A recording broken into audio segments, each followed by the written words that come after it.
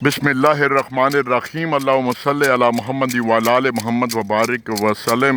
اور اچھے کام اچھے شخص کی پذیرائی کرنے کا دل کرتا ہے۔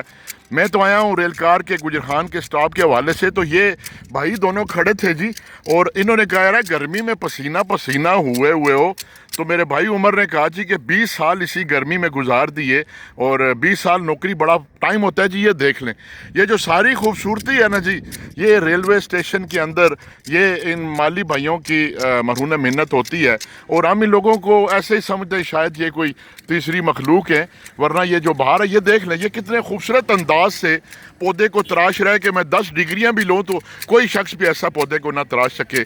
اور یقین کریں یہ جو ہمارے ہاں جتنے بھی اداروں میں بہاریں ہوتی ہیں، پھول کھلتے ہیں اور سرسبز و شاداب باغیچہ بنا ہوتا ہے، یہ ان مالیوں کی وجہ سے ہوتا ہے۔ تو 20 سال بڑا عرصہ ہے جی، اور یہ دیکھ لیں بھائی کی پسینے کی حالت۔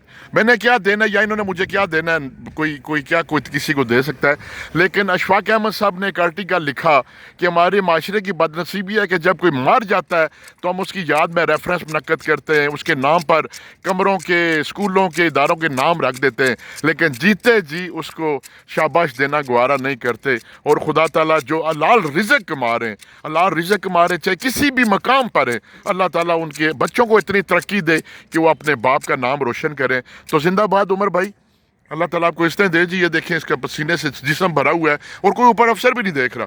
یہ دیکھ لیں، یہ پہلا پودا کیسے تھا، اب کیسے تراش رہے اس کو۔